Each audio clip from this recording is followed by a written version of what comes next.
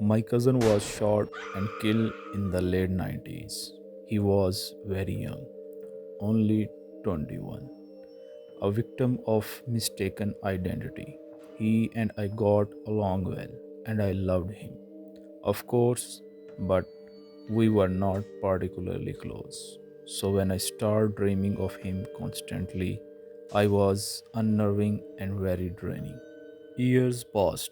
I got married, had a son, moved a couple of times, but I had still have very lucid dreams of him. It was exhausting.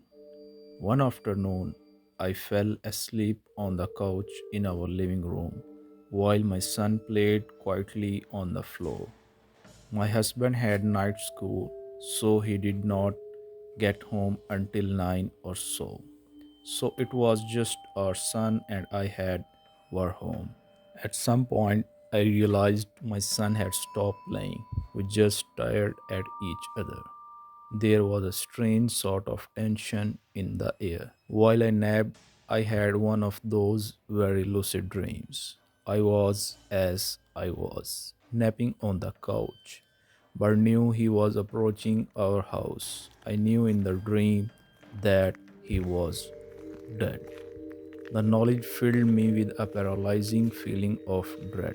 I could not move and was very afraid as he walked up our driveway. I could see his shadow walking past the front windows. Saw his silhouette through the frosted glass of our front door. In my dream, my son, only a toddler, saw him and stood up and began to approach the door. I could not call out to him, warn him away. My son babbled, and my cousin cocked his head at the sound. Somehow, I was able to move, and I enveloped my son in my arms and silently pleaded with my cousin, I am so sorry, Steve. But please, please, I can't. Please go. Please just go. I saw his shoulders slump and he turned away. I felt terrible, but the fear would not let up. I peeked through the window beside the front door and saw him walking away, turning the corner by our garage, and then I started awake. I looked around outside through the window. All was normal. My son was still playing on the floor.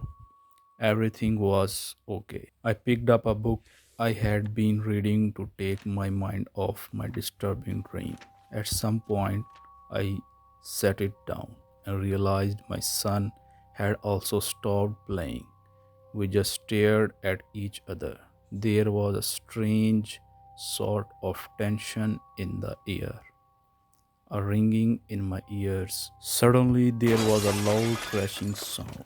Our glass screen door had shattered.